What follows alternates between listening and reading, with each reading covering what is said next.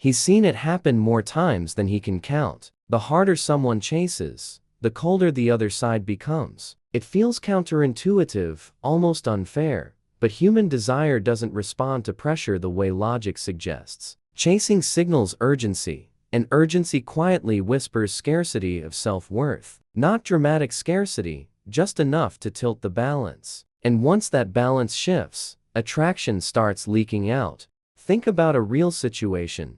Unanswered messages, faster replies than necessary, plans reshuffled just to stay available. On paper, it looks like effort. Emotionally, it feels like imbalance. People don't chase what feels guaranteed. They value what requires choice. A classic example is the job offer that feels less exciting once it's too easy to get. Desire thrives in space, not pursuit. There's an old principle echoed in books like The Art of Seduction and even Think and Grow Rich.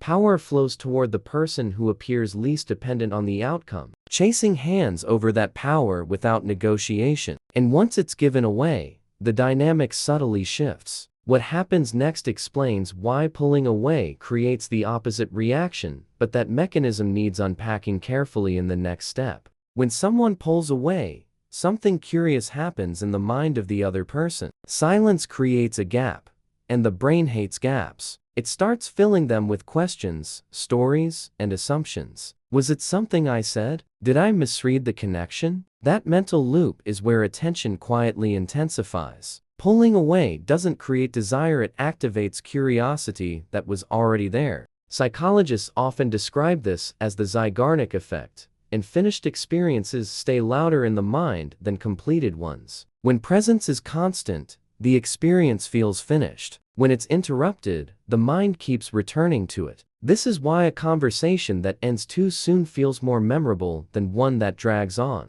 Pulling away, when done naturally, leaves emotional open tabs. He's watched this play out in everyday life, friendships, negotiations, even business deals. The person who doesn't rush to close always feels more intriguing. It's not manipulation, it's restraint. And restraint signals confidence. But here's where most people get it wrong.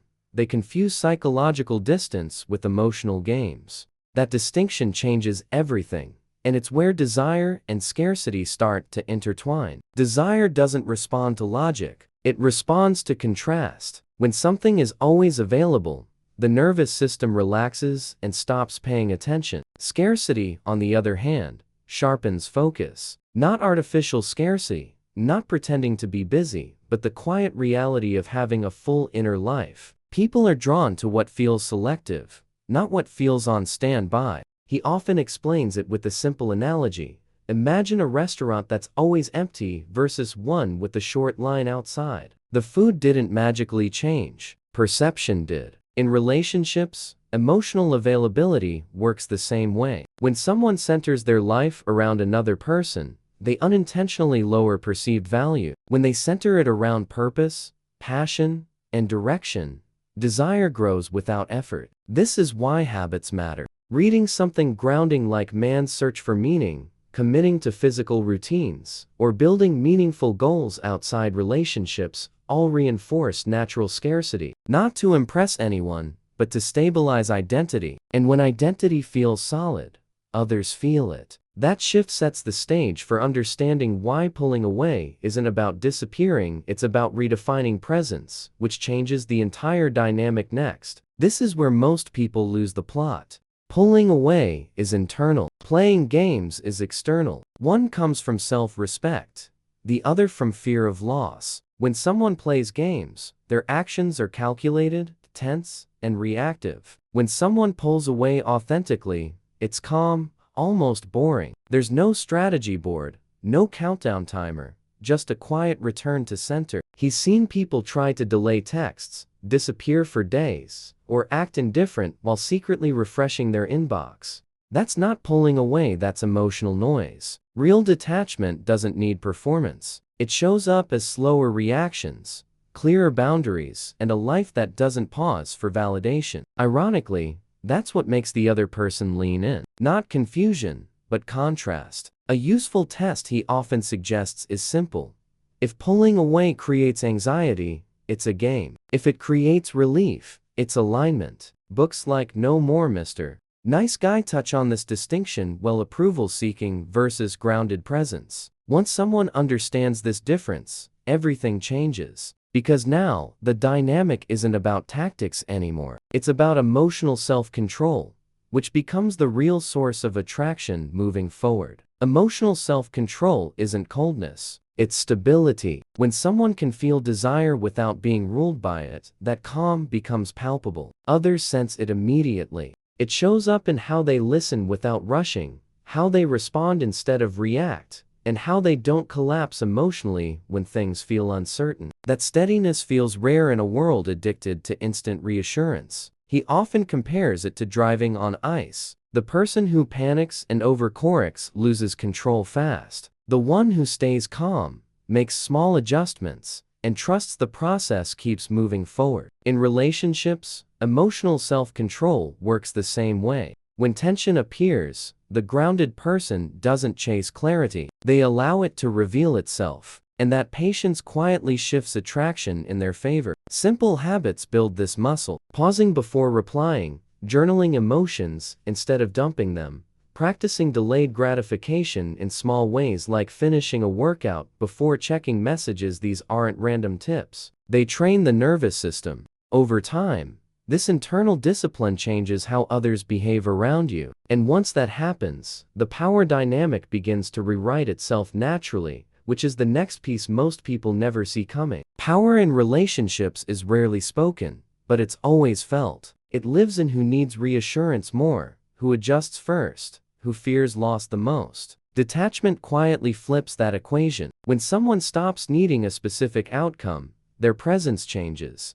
They're no longer auditioning for approval. They're evaluating alignment. That shift is subtle, but it's seismic. He's watched this happen in real time. The moment someone genuinely accepts, I'll be okay either way, the other person senses it. Conversations become lighter. Tension dissolves. Suddenly, the one who felt chased starts checking in more, asking questions, re-engaging. Not because of a trick, but because the emotional leverage moved. Detachment removes pressure, and pressure is what kills attraction fastest. This is why mentors often emphasize internal work over external behavior. Reading The Untethered Soul, practicing mindfulness, or setting non-negotiable personal standards all reinforce this state. Detachment isn't withdrawal, it's self-possession. And once someone embodies that, they don't just attract pursuit, they attract respect. What remains is learning how to pull away in practice without losing authenticity, which is where most people need guidance next. Pulling away doesn't mean disappearing or becoming someone else. It means redirecting energy back to where it was always supposed to go. He often suggests starting small and practical.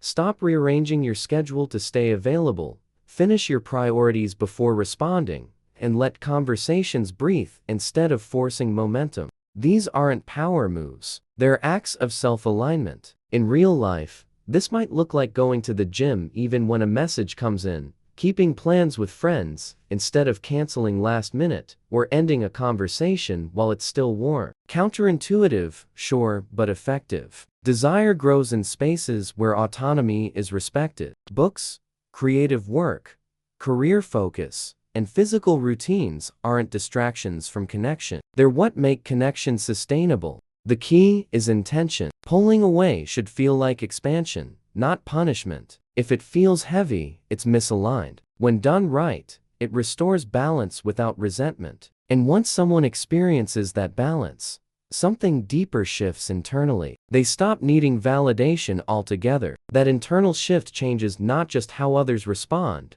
but how outcomes stop defining self-worth, which is the final transformation this journey leads to. The moment outcome dependence fades, clarity takes its place. When someone no longer needs a specific reaction, message, or commitment to feel grounded, their perception sharpens. They start noticing effort, consistency, and respect instead of chasing potential. Ironically, this is when others feel safest leaning in because there's no emotional debt attached to the connection. He's seen people become more attractive simply by becoming less invested in controlling the result. Conversations turn playful again. Silence stops feeling threatening. Rejection, if it happens, loses its sting. This state mirrors what many high performers describe in business and life: the paradox of caring deeply without clinging. Napoleon Hill hinted at this when he spoke about definiteness of purpose paired with emotional neutrality toward outcomes.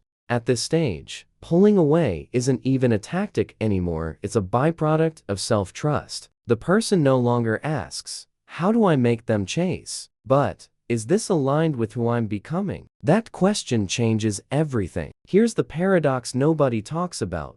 The moment you stop trying to hold on, things stop slipping away. Most people believe attraction is built through effort, availability, and emotional proof. That belief feels comforting, and it's also why they keep losing leverage. When you pull away, not to punish or manipulate, but because you no longer need the outcome, something flips. Suddenly, the chase reverses. The real pain isn't rejection itself. It's the exhaustion of overgiving, overthinking, and waiting for signs that never fully arrive. Deep down, people sense when they're trying to earn desire instead of being chosen freely. And that's where the counterintuitive truth lives. Desire grows fastest when it's not begged for, explained, or chased. It grows in the space where self-respect replaces urgency. This isn't about disappearing or playing hard to get. It's about reclaiming emotional center, restoring balance, and letting human nature do what it always does when pressure disappears. Once this clicks, relationships stop feeling like strategy games and start feeling aligned.